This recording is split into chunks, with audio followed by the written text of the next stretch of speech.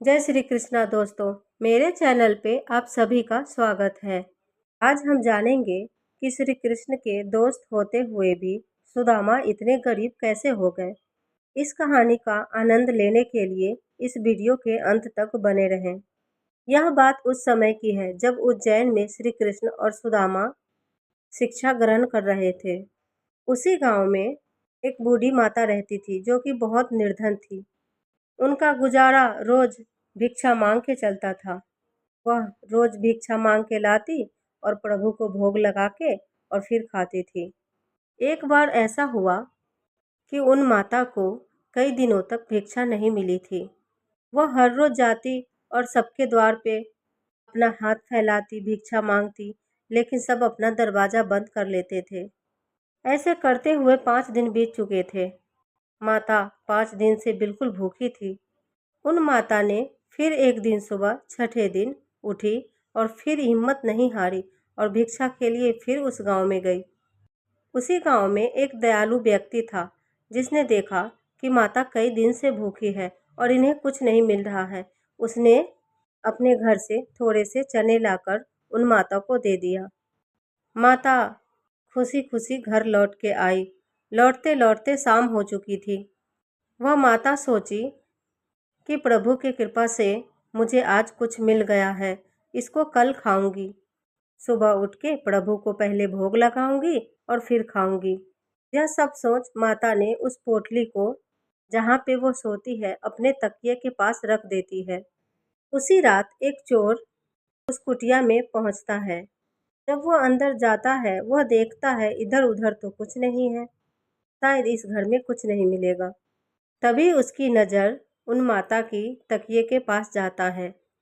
वह व्यक्ति देखता है कि इस तकिए के नीचे कुछ रखा हुआ है। वह धीरे से जाके उस तकिए के नीचे से उस पोटली को उठाता है। उस पोटली से झनझनाहट की आवाज़ आती है। वह चोर खुशी खुशी यह सोचता है शायद इसमें हीरे मोती हैं जो कि आवाज़ हो रहा है। वह तेजी से लेके ज्यों ही भागना चाहता है, माता का नींद खुल जाता है। वह माता अपनी पोटली को लेता देख और उस चोर को भागता देख जोर जोर से चिल्लाने लगती है। सारे गांव वाले इकट्ठे हो जाते हैं। फिर उस चोर के पीछे सब भागते हैं, लेकिन चोर हाथ नहीं आता। वहीं थोड़ी दूर जब भागकर चोर सांस ले रहा होता है, उस पोटली को खोल के देखता है। वह जब पोटली खोल के देखता है तो वह हैरान हो जाता है और वह सोचने लगता है व्यर्थ ही इस पोटली को मैंने चुराया और इतना मेहनत किया। इतना कहकर उस पोटली को फेंक देता है। वह पोटली उस कुटिया में जाके गिरती है जहाँ पे कृष्ण और सुदामा पढ़ रहे होते हैं। रात का समय होता है। वह पोटली सुदामा और कृष्ण के कुटिया में जो गुरु माता होती है वह सुबह झाड़ू लगा रही होती है। वह उन्हें मिलता है। वह उस पोटली में चना को देख यह सोचती है शायद बच्चे भिक्षा मांग के लाए होंगे तो गिर गया होगा। उसे संभाल के अपनी कुटिया में रसोई घर में रख देती है। उधर चोर के पोटली ले जाने के बाद वो बुढ़िया बहुत दुखी होती है और वो अपना छाती पीट के रोने लगती है और कहती है मैं 5 दिन से भूखी थी, आज मुझे कुछ खाने को मिलने वाला था। जिस भी व्यक्ति ने यह किया है अच्छा नहीं किया।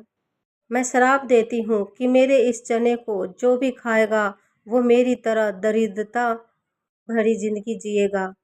इस तरह मैं भूखी हूँ इसी तरह वो भी भूख और प्यास से तड़पेगा। इस तरह जब उन माता ने श्राप दिया तो वो चना श्रापित हो जाता है। उधर सुबह होता है। कृष्ण और सुदामा को यह आज्ञा मिलता है कि जंगल से कुछ लकड़ियाँ लाना है। वो लकड़ी लाने जा ही रहे होते हैं, उतने में ही रसोई घर से गुरु माता आती है और कहती है बच्चों ये लो कुछ चने हैं, तुम दोनों मिलकर इसे बांटकर खा लेना जब रास्ते में भूख लगेगी। सुदामा खुश होते हैं और उस पोटली को अपने हाथों में लेते हैं।